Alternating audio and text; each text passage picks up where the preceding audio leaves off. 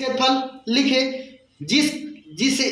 जिसके आधार का क्षेत्रफल पाई ए स्क्वायर है। ठीक है, तो सबसे पहले क्या कह रहा है निकालने के लिए, कह रहा है कि एक लंबवृत्त बेलन का वक्र क्षेत्रफल लिखे जिसके आधार का क्षेत्रफल इतना दिया है। तब बेलन के आधार का क्षेत्रफल, बेलन के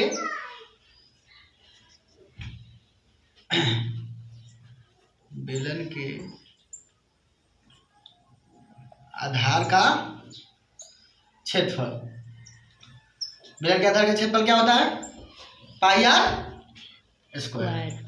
और बुक में आपको क्या दिया है, पाई ए स्क्वायर। क्या दिया है, पाई ए स्क्वायर। यहां भी हो गया पाई। आर का मान पता नहीं है, आर का मान पता नहीं है तो गुने आर स्क्वायर। ठीक है, अब देखिए तो ए पाई से पाई कट गया। अब भाई आर स्क्वायर बराबर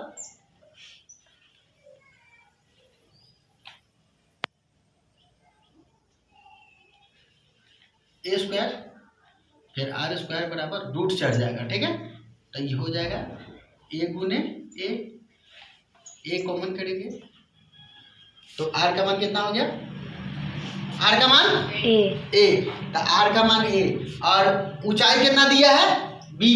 क्या दिया है, बी। तो अब क्या कर रहे हैं निकालने के लिए, बेलन का वक्र पृष्ठ। बेलन का वक्र पृष्ठ क्या होता है, 2 पाई आर एच।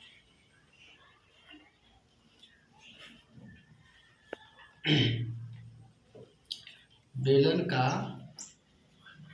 वक्र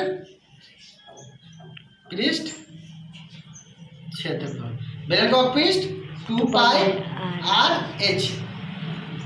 2 पाई का मान नहीं डालिएगा, पाई का मान डालिएगा तो आपके बुक के सवाल के हिसाब से आपका आंसर नहीं आएगा। ठीक है, इसलिए पाई का मान पाई नहीं रखिएगा।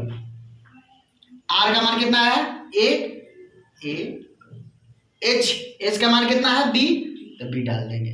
सबको गुना करिए, 2 में पाई से करेंगे तो 2 पाई हो जाएगा। ए बी है तो 2 pi A B C M square, यही आपका आंसर हो जाएगा। ठीक है।